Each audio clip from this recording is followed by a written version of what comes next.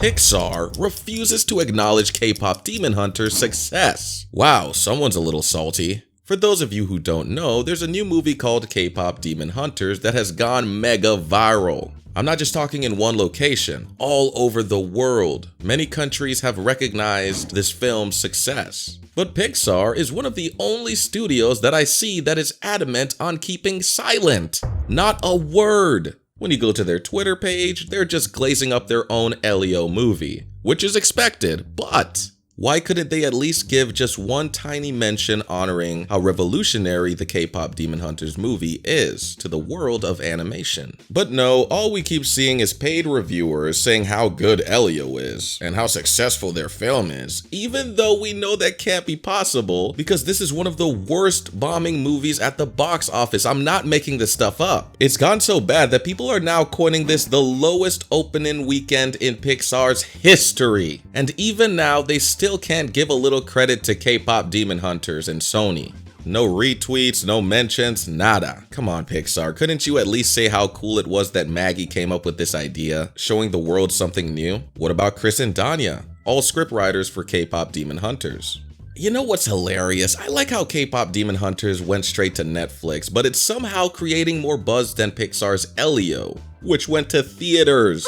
Like, you know how Disney operates with their movies, right? They take up a lot of slots in that theater, so artists aren't really motivated to enlist their movies in there like they used to. Remember what happened with Mufasa and Sonic 3? Yeah, they were spamming those listings for Mufasa. Oh, brother. No, stop it. Stop it. But even still, K-pop Demon Hunters is doing better than Pixar. And boy, is Pixar refusing to acknowledge the existence of K-pop Demon Hunters. Let's take a look at this together. So the TV spot trailers for Elio says this. Elio is the reason we go to the movies. These promotionals claim that Elio is the reason that we go to the movies. Cap. I'm calling cap. I'm calling BS. Literally no one is going to the theaters because this is the lowest box office ever. This is foolishness. Now do you guys see why I tell you these big companies always want to pretend like they're doing the best? Oh, Elio is breaking box office numbers. Yeah, it's breaking numbers, all right. Look, man, I'm gonna try my hardest to get in my car and head down to the theater, but I'm telling you right now, it's taking everything in me to go see the movie Elio because I don't know if I have the energy to sit through a bunch of previews, surrounded by a bunch of people, well, lack of people, wait in line for expensive popcorn, wait in line for an expensive soda, just to be disappointed. And the crazy thing is, I might actually end up loving Elio, but man, Pixar needs to do a better job of advertising. That TV spot trailer straight up just lied. The box office numbers tell me so. But my question is, why is Pixar refusing to acknowledge the existence of K-pop Demon Hunters?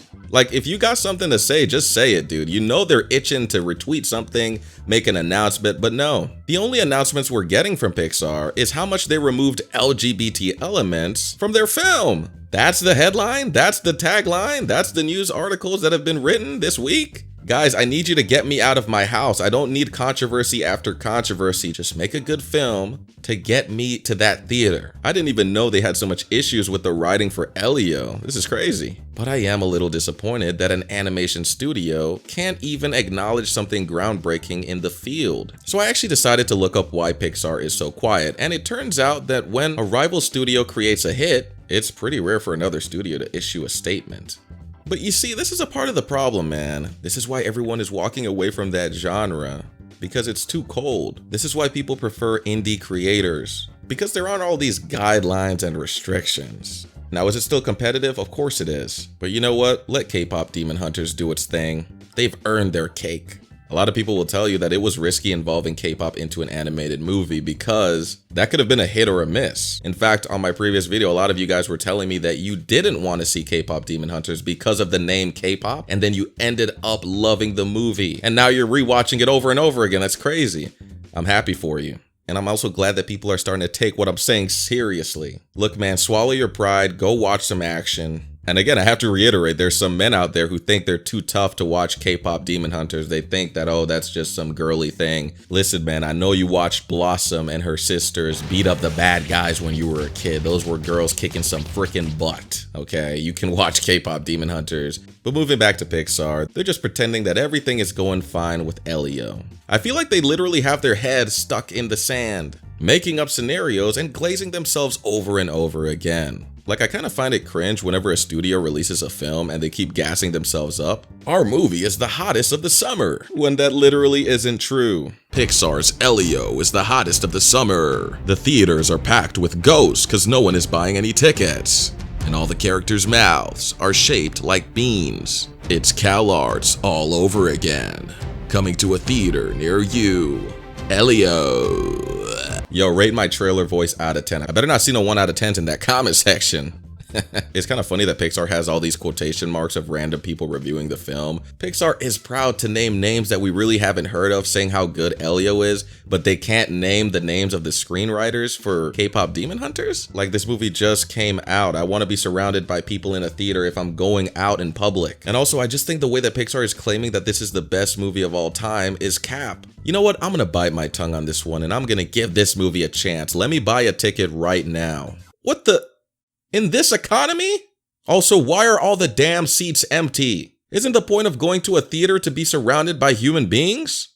Dang, and I'm not even cherry picking this, by the way. Each showing for this movie in the afternoon and the nighttime in my area during the summer is empty. This movie is flopping.